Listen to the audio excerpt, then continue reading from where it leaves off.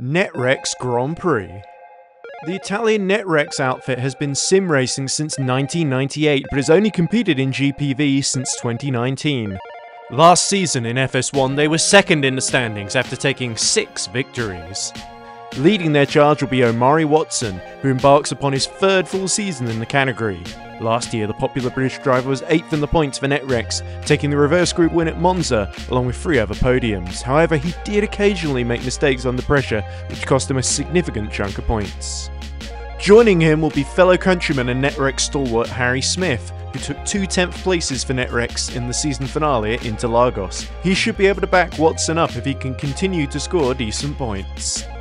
Multiforce GP. The Maltese team had a dream debut run to the FS1 title in 2011, but they've never quite matched those heights since.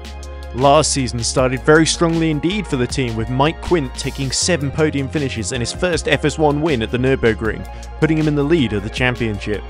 But then technical and hardware gremlins reared their head and derailed their title challenge, meaning Quint could only finish 2 races in the second half of the season.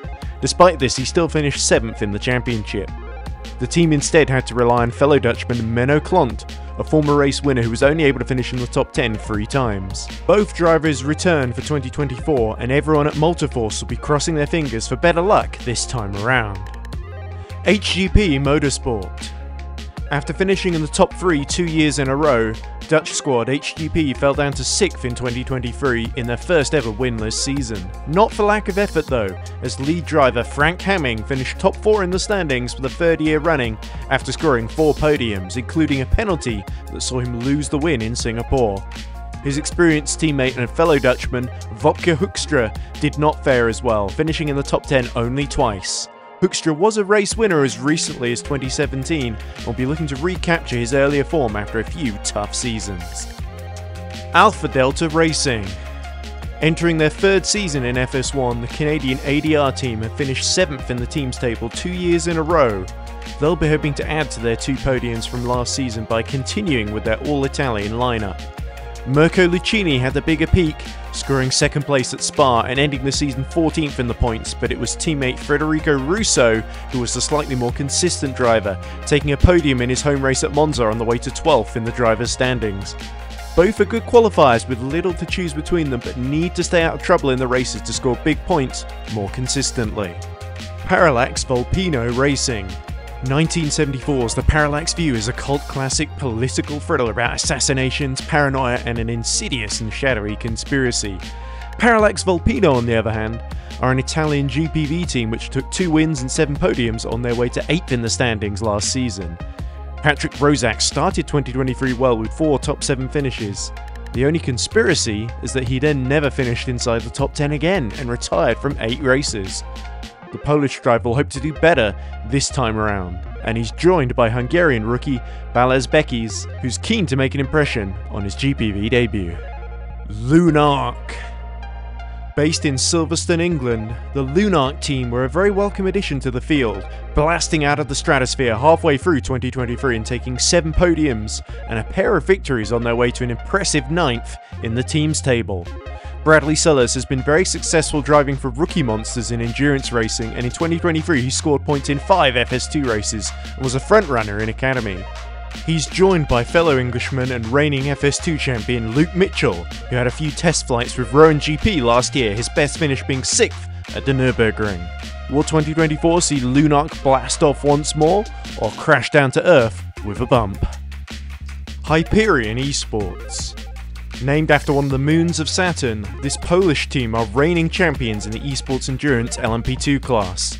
In FS1 though, they were 11th. Matthias Zabinski returns for his 4th season in FS1.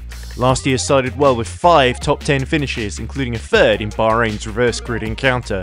Sadly, his results tailed off thereafter with only 1 more top 10 finish. Zabinski will be hoping to show up more often this year. Joining him will be fellow countryman and namesake Matthias Dabrowski, an excellent defensive driver and race winner in FS2 who previously drove for the team in FS1 and Superlights. Griffone Esports. Last year, Davide Capruzzi's team completed his EP lap and came 13th in the team standings. For their sophomore season, their logo has changed to that of the mythological beast, the mighty Griffin. Last season the team scored a single podium courtesy of Giuseppe Saracino in a one-off drive at Silverstone. Now the Italian, fresh off of finishing 4th in FSR Academy, is back for a full season assault and topped the timesheets in pre-season testing. Alongside him will be Germany's Philipp Koenig, a very experienced driver going for a bit of a lean period lately. He was only in the top 10 on 4 occasions last year.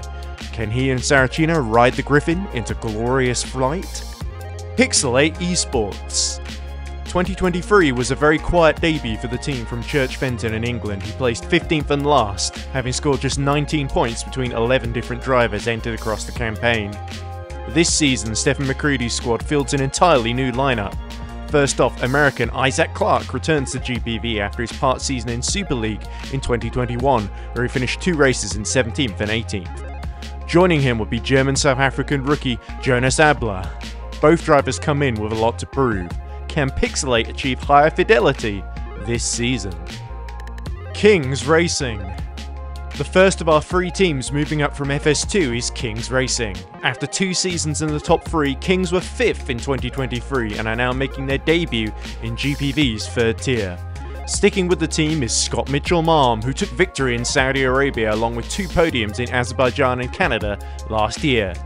He also has 31 FS1 races under his belt already. His teammate will once again be Jack Nichols, who had an incident-filled year on track. Despite these crashes, his season did end with a strong performance in mixed conditions at Interlagos to finish 3rd.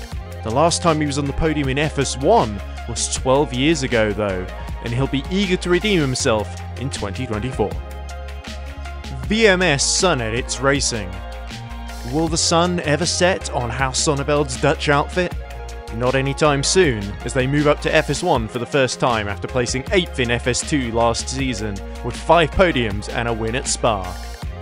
Justin van der Smissen sticks with the team after a solid campaign in FS2, taking 2nd place in Saudi Arabia along with 7 other top 10 finishes. Joining him will be rookie and fellow Dutchman David de Vries. KKR Racing. The only Australian team in GPVWC, Matthew McKinnon's squad scored 6 podiums in their FS2 debut last season on the way to 9th. Moving with them up the ladder is Super Swede Luca Filin, who was 6th in the FS2 Drivers' Championship last year and took a first win from pole position in Brazil to round out the season. He's also driven 11 races in FS1 already, finishing 5th in the reverse grid at Abu Dhabi. Joining him is Latvian Kristas Zvilo, who took part in 18 FS1 races for Parallax Volpino and Rowan GP, gaining a best finish of 12th. Team Rookie Monsters. Ironically enough, the Rookie Monsters team from Kingston upon Hull in England are no strangers to FS1, having last competed in the category back in 2019 where they finished 9th. But now Bradley Seller's team is back, and they brought 2 rookies in the form of Scotsman Daniel Scott, a winner of the iRacing 24 Hours of Spa and 12 Hours of Road Atlanta, and German Robin Mulling, who set the 3rd fastest time in pre-season testing. Don't write them off based on their lack of experience in this machinery. Rookie Monsters could well be the wildcards of FS1 this season. 100-1. Yes, the odds on Ben Constantine's new team winning are indeed long, but the team moniker suggests that's just the way that the sometime Academy and FS2 driver likes it. He's hired England's Archie Moat, who's done a total of 10 Academy races with a best finish of 5th. Alongside promising young Belgian Sandro van Sand, who competed for Thomas Enge Esports last year, and also previously did a few FS1 races for Alpha Delta in 2022, placing 10th at Silverstone. MS Performance. Rounding out the FS1 grid is another debutant outfit run by Harry Smith and featuring 2 Netrex regulars. Dutchman Cas Rietveld was a champion in Formula Simracing Academy back in 2019, and he's also taken part in 15 Superlights races.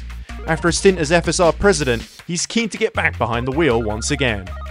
His teammate is another successful FSR driver, Bulgaria's Viktor Ivanov, the reigning FSR Pro Champion after an imperious 2023 campaign. If Ivanov can adapt quickly and get to grips with FS1, then he could surprise a lot of people.